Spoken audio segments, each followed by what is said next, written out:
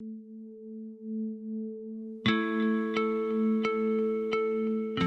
to podcast number 3 for ASB magazine, and I'm joined by Saxon Looker today, who is now residing in Bali.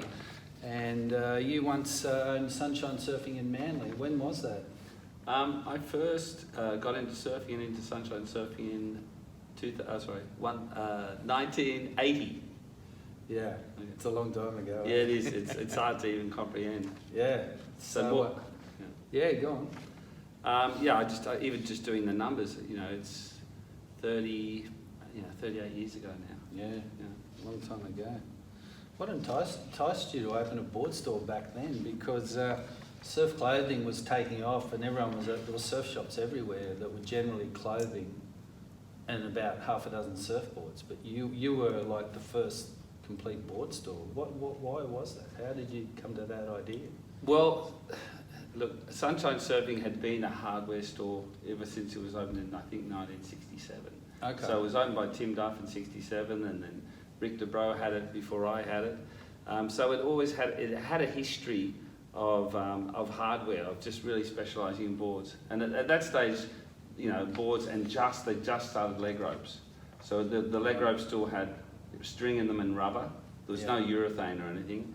There were no deck grips. There were no, there were just accessories. Were a thing of the future in that stage, and clothing in terms of surfing hadn't really exploded. There was Quicksilver, there was Billabong, but it hadn't taken off in the way that it went on to do in the sort of late 80s and 90s. Right. Okay.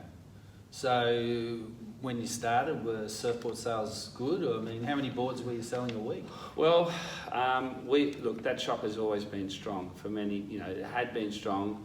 I sort of took the shop over, and it had a very strong local base, and I gutted it and took it from about 100 boards to about 500 boards.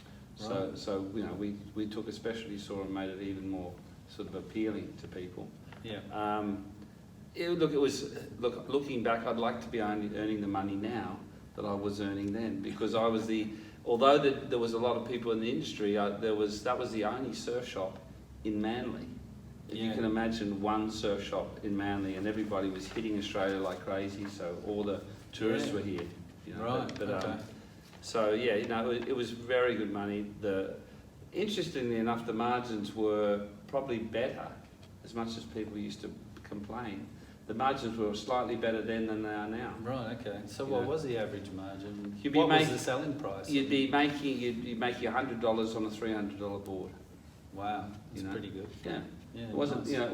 It wasn't bad. The margins are probably squeezed a little, in terms of not overly, but it was very $100 back then was a lot. Yeah. Was this before credit cards? No, credit cards were being used, but nothing. It was the 80s were probably the last decade of cash. Right. They were the Sunshine Surfing was run out of a wallet and a safe. You had a safe upstairs, didn't you? That's right. I had one downstairs and one upstairs, but it was the last bastion of cash. Right. Okay. Before GST, before all everything that sort of went on and regulated everything. So you were pretty confident when you went in and bought this shop, or you knew it was already trading well? What was the story? Was it trading well when you took over, or did you? It's interesting in life how many things happen just as a result of pure fluke. Right, I was living 6 doors down from Sunshine Surfing, and Rick DeBro had mentioned that he was looking to sell it, and I was 19 years of age, and I just wanted a business. I wasn't really thinking. I wasn't thinking of a career in surfing or surf shops or anything. I just wanted any business. Right. Okay. And along came this one. I thought, well, I love surfing. What a great thing to combine. Your passion plus making some money out of it. So. It worked out really well, but I think it was just more luck than anything. Yeah, right. How old were you? 19 when I bought it, and 20 when I opened it. Yeah, right. Oh, nice work. And what were the surfboard brands you were carrying? At that stage, McCoy was massive. McCoy, as you would remember, was massive.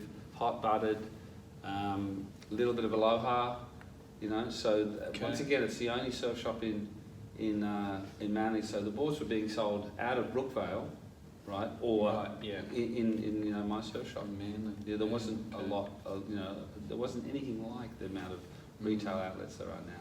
And where were your customers? Who were they? Where were they coming from? A lot of local people, like, Right. I mean, when I say local people, anywhere from Neutral Bay to Palm Beach. People came because it was a specialty board shop. They knew they could Okay. come in, and that's in the days when they brought their old board back and traded it and got another board. Okay. So it was a very easy deal for them to Yeah, come right. in, So you remember how many surfboards you were selling per week on average? I really wouldn't, but I would say you'd probably look about maybe 40. Okay. Maybe 40 back in the day. But having said that, maybe 25 new ones and 25 second-hand ones. Yeah, right. Could be. Right. Yeah. Were you shocked how well it went? I mean, did it go from straight away or did it gradually build? Well, I wasn't shocked how well it went because I didn't know anything different. Right, okay. I'm shocked how much money I didn't put aside. Right? I'm shocked at how much money I managed to spend and not save. But we're talking about, in these days, you could make what you could buy a house for, right, once a year. Right. So you could, if you wanted to, Right. buy a house, a 4-bedroom home, just on the beach, Right. once a year. Yeah, exactly. So I guess I wasn't shocked because that's all I knew. I was Mm. 20 years of age. Things were going well. Yeah. What were you doing with the money? Were you buying houses in Manly or were you... I did buy one house. I Yes. bought a house in Worcester Street, and I set up another surf shop. That I actually sold to you. That's right. Yes. Thanks very much. I set up another shop. Look, we're talking about a 21-year-old kid.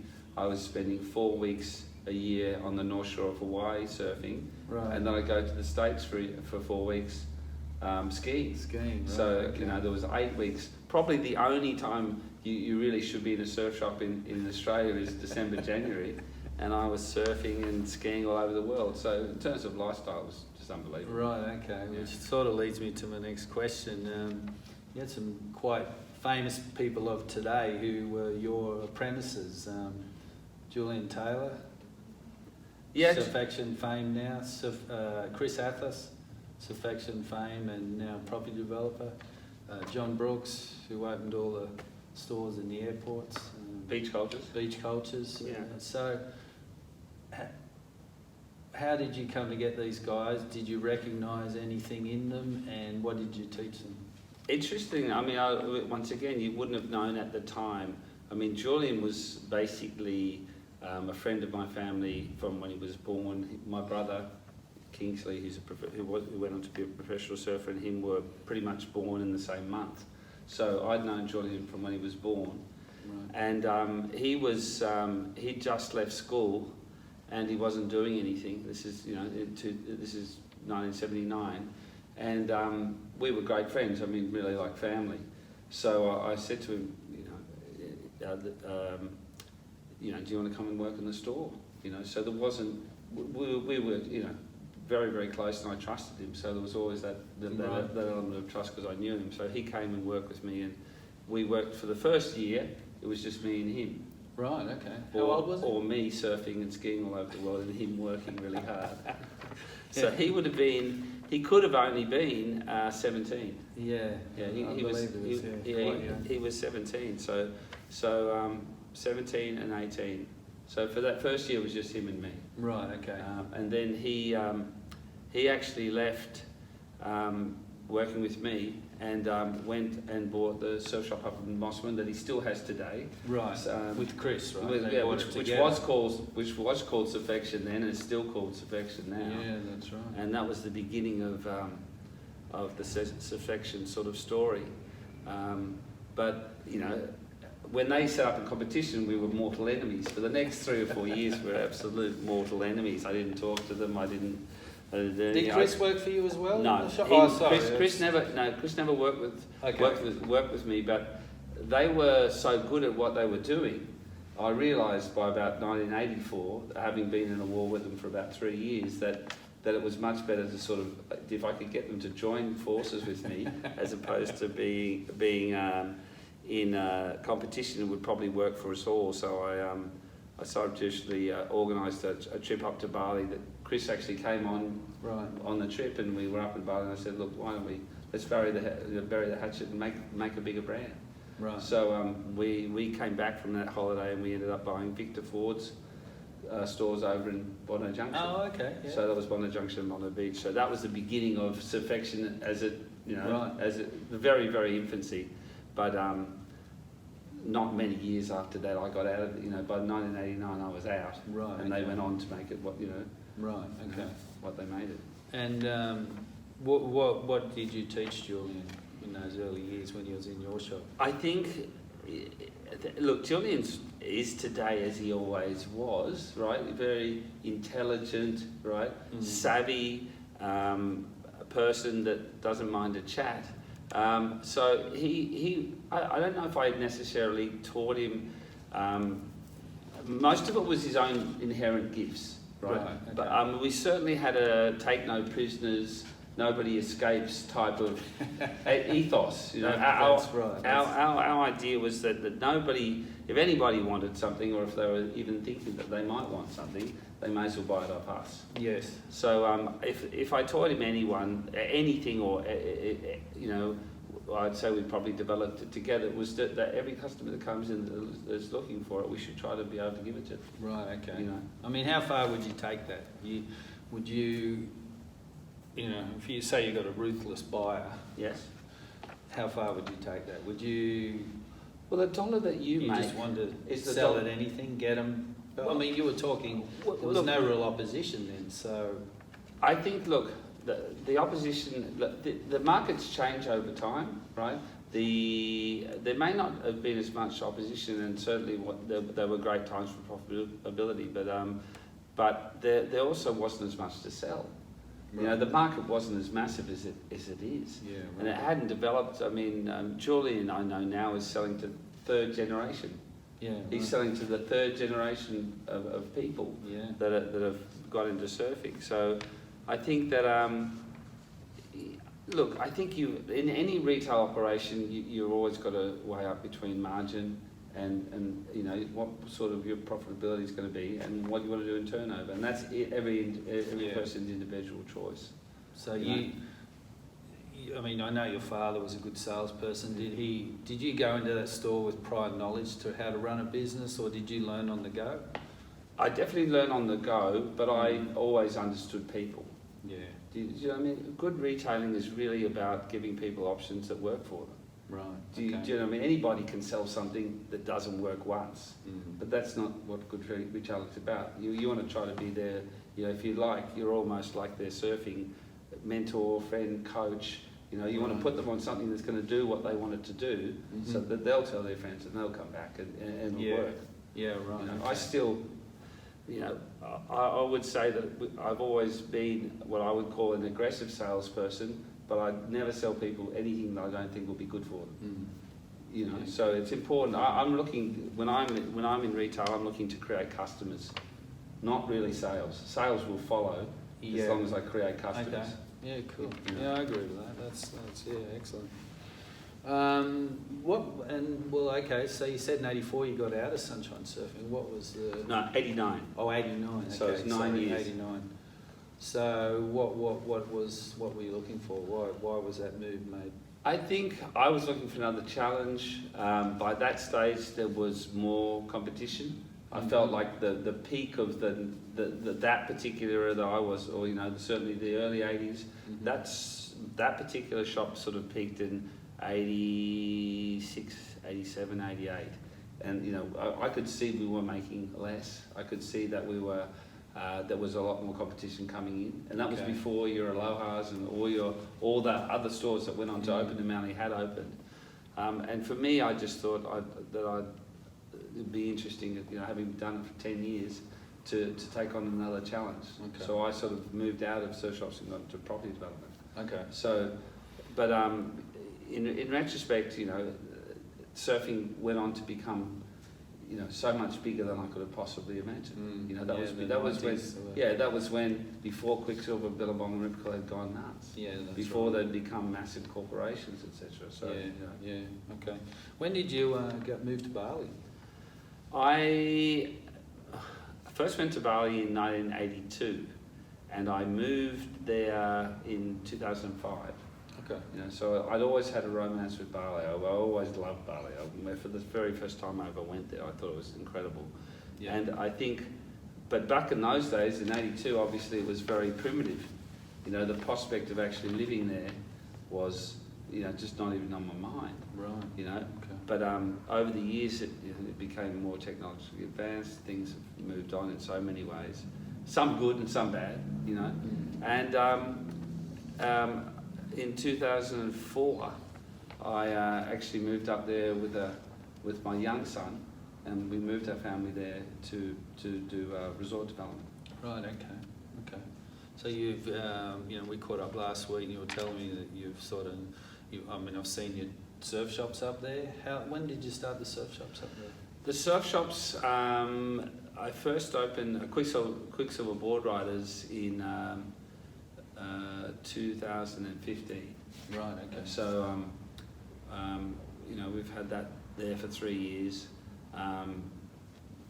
It was something that I was actually looking at doing with some other partners that didn't transpire, and I sort of was left pretty much with the option of either doing something other than what I'd planned. I'd always planned that shop to be a surf shop, or doing it myself. And I think enough people told me that I shouldn't do it to make me do it. You know, that I couldn't do it and shouldn't do it. So I thought, you know, I'll do it. You know? Really? So yeah. That's interesting. Yeah. Enough people told me, look, everything's different now. You know what I mean? Was that people in Australia, or was that? Lots of different people. Because you talk to a lot of people still, don't you? Yeah, lots of different people, you know. Look, you know, I think if I went back to those people now, they'd deny absolutely, implicitly, that they ever discouraged me. But it was just, there wasn't a lot of encouragement, you know, for me, you know, to make my comeback, right? So many years later. But, you know, as it's turned out, you know, it's been a lot of fun. I've had a ball. You look really well, and I saw you in Bali, and you looked so happy. Yeah. No, if anything, it's shaved years off your life. You've. I think it's more fun now. I reckon you're 10 years younger now with the shop. Possibly. That's right. Possibly. I always loved surfing. I always loved being involved in the industry, and I think it's an industry where there's more going on now. You know, there's more happening now than there was in the 80s. Yeah. So, and you know, nowadays I'm making my own surfboards. Yeah, right. You know, looking back, I just don't know why I never did back in the day, but it just wasn't even a thought in my mind. No, you know. That's right. Yeah. So is that the number one thing that's given you enjoyment now? Is making the boards, or I think smelling the wax, or what is it? I think I love being involved in surfing. You know, so it's a combination of living in Bali, you know, surfing, you know, at 58 years of age in the moonlight at 4 in the morning. You know, probably I'm keener now in terms of my relationships to surfing, maybe because I realise there's less time left. Right. You know, I've slept in a lot of mornings and missed a lot of, you know, good winky pop and good ferry bow, but I don't miss many good waves in Bali. Look, it's an incredible. You know, I don't know many sports or passions or pursuits like surfing. Surfing's not like anything else. No, you know, it's all of the above, and it changes. You know, if you really love it, it changes everything you do. Yeah. You know, and for me, the reason look, if Bali didn't have waves, I promise you, I wouldn't be there.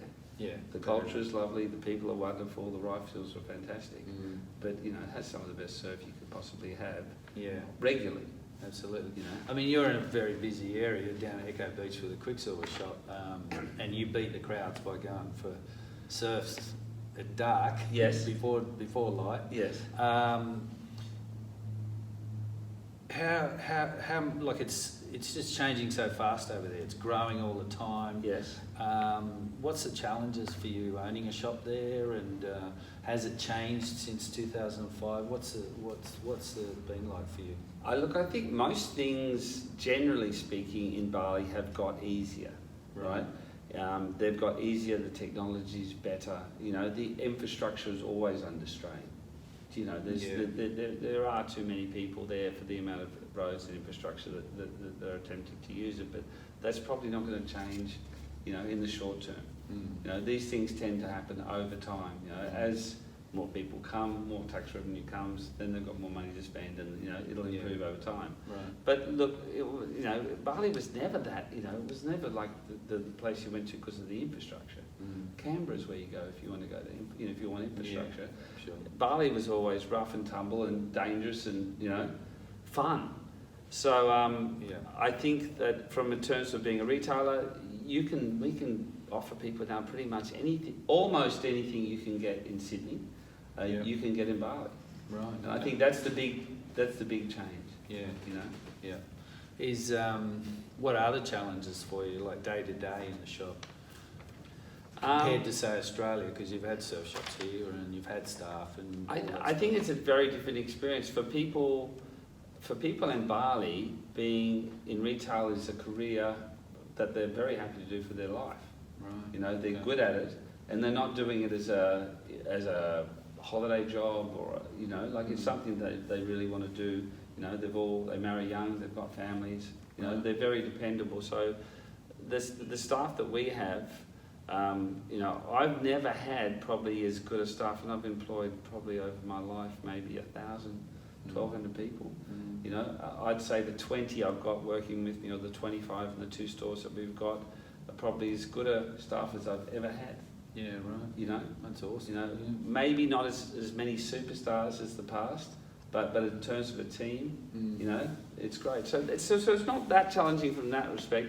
The thing is that you're on an island and you have to pretty much import everything. Yeah. So the challenges are you have to do more of your own importing. Right. You're less likely, like you would be in a situation here where you've got big importers, big distributors that you can access.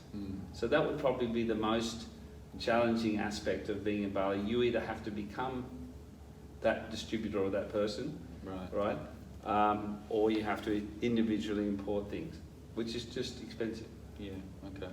And what about competition-wise in Bali? Is there? I saw a lot of shops, but they're all spread out, and they seem to be what I wouldn't call ideal locations. But how do you see the competition factor? Well, I mean, Bali was kind of one of the first locations of the mega shop. If you look at the shops that Rip Curl have put in and Billabong, and you know, there's a lot of really big retail shops in Bali. I think, but they were more centred around Legan and Kuta and the sort of what I'd call the old touristy areas. Right. You know, whereas now the shops really go from Uluwatu all the way to Canguu. Right. You know, so there's a lot more. There probably maybe not so many of the mega stores, but there's a lot more variety of retail. Okay. And it's interesting. I mean, we're in a period of a lot of change. You know, with all the change that's happening with Ripco, with all that's happening with Quixel, with Billabong. You know, it'll be interesting to see the next 10 years as to where everything ends up. Yeah. You know? Okay. How did you come to have a Quicksilver store too? That's sort of something that intrigued me. Quicksilver always liked that location. They Right. liked the Echo Beach location right next to, 20 metres from the water. Right. So I won't say they pursued me, but we kind of pursued each other over time. And, Right, and okay. when the alternative of concept that I was thinking of doing fell through, they sort of put their hands up and said, look, you know, we'll do it. And they were incredibly supportive, and actually it worked out really well. Yeah, nice. Yeah, okay, got it. So what's the plans for the future? Let's. Well, I just think I think it's a very interesting time. I want to expand the locations that I've got, you know, to have a bigger offering. Right. I'm really enjoying expanding the brand that I'm working on. So for me, if I looked at the next 5 years, it'd be great if I could probably do 2 more locations, but also expand the offering that I have within those locations. Yeah. You know. Are you still learning a lot about the Balinese market? I mean, I think that Or do you feel like you've got your finger on it? it's an interesting market actually. It's, you know, in surfboards it's, you know, there's sort of like a $600 price point, an $850 price point, and an $1,100 price point, and they all sell. Right. You know, it's a lot of Europeans, you know, so a lot of the Aussies that come up bring their own boards. Right. Okay. You know, so you know, it's an interesting market, but generally speaking, I mean, I'm in Canguu, Echo Beach. I mean, I was pretty much, apart from Dace was the first people there, and then I opened this store, which is obviously a very different concept to Deus. But in the last year, there's like 8 surf shops open in Canguu. Right. But there seems to be a market there for everybody. Yeah, right. You know? Okay. So definitely the market's expanding. Canggu's expanding. Certain areas are expanding. You know, it's almost like, if you know Bali well though, it's like Kuta's moving to Legian, Legian's moving to Seminyak, Seminyak's moving to Canggu. You know, there's a bit of a movement, but there's plenty of people there. There's more people there than ever. Yeah, right. Is that do you keep an eye on the tourism numbers coming in? Well, there's 20% more arrivals this year, 2018, than ever before. Wow. So that's a 20% rise in one year. Now, a lot of those people are Chinese. Right. You know, okay. so maybe not the same proportion of surfers as you would get, say, with 20% more Australians, but also a lot of the Chinese are surfing now. Right. Okay. So you know, we've got Taiwanese and Chinese surf teams and all sorts of things in Bali. So that's right. it's generally, you know, I don't think that surfing as an industry is going to do anything other than grow, but I think it is going to change in the nature of that growth. You know, I think it's going to be more fractured. You know, I think the days of the Quicksilver, Billabong, Ripcord cartel, right, are a thing of, you know, up to sort of the 2010, 2012, and I think it's going down a more individual path, which is, I think, good for people. It gives people more offerings, more different things to look at, you know. Yeah, for sure. Yeah, okay. Well, great. Thanks a lot for joining us today, Saxon. Good to see you. It's a pleasure. All right, all the best.